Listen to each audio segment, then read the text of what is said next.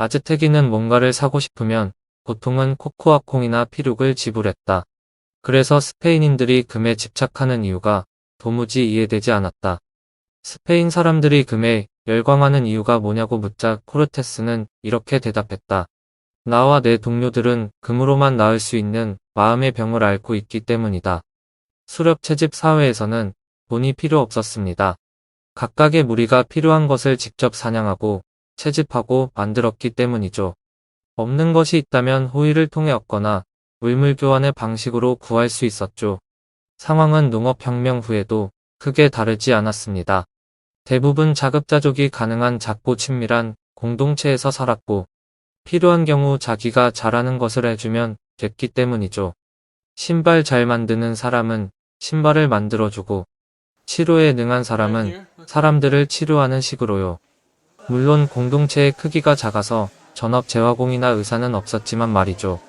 도시와 왕국이 등장하고 수송 시스템이 개선된 뒤부터 사정이 달라졌습니다. 재화공, 의사, 군인, 법률가 등 전문화된 직업군이 나타난 거죠. 또한 포도가 잘 나는 지역, 도자기 만들기로 명성을 얻은 마을은 그 능력에 집중하게 되었습니다. 이를 통해 얻은 재화로 필요한 물건을 구하는 편이 더 효율적이었거든요. 문제는 이렇게 만든 물품을 교환하는 과정에서 생겼습니다. 이웃 간의 거래에선 호의와 의무를 적당히 주고받으면 됐지만 이제는 모르는 사람과 거래할 일이 더 많아졌기 때문이죠. 게다가 수없이 생산되고 시시각각 변하는 물품의 가치를 모두 알고 있는 일도, 내가 교환하려는 물품을 가진 사람을 매번 찾는 일도 결코 쉬운 게 아니었습니다. 이를 해결하기 위한 물건이 만들어졌습니다. 바로 돈입니다. 돈은 여러모로 장점이 많은 물건입니다. 각기 다른 물품의 가치를 쉽고 빠르게 비교할 수 있고 다른 것과 쉽게 교환할 수 있으며 부를 편리하게 쌓아둘 수도 있죠. 이건 돈이 모두가 원하는 물건이라서 가능한 일입니다. 돈은 어떻게 모두가 원하는 물건이 되었을까요? 이건 아무 의미 없는 종이 혹은 금속 덩어리, 심지어는 가상 데이터에 불과한데 말이죠. 사실 돈에 대한 신뢰는 정치, 사회, 경제적 관계의 매우 복잡하고 장기적인 네트워크에 따른 결과물입니다. 나와 내 이웃이 돈을 신뢰하고 국가가 그것을 믿고 그것으로 세금을 받으며 사제 역시 그것을 11조로 지불하기를 요구하죠.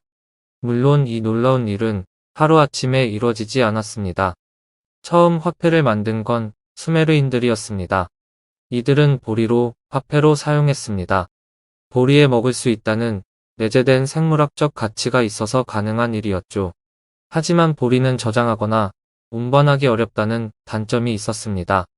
아직 우리가 이해하고 있는 모두가 원하고 쓰기 편한 돈과는 거리가 있었던 거죠.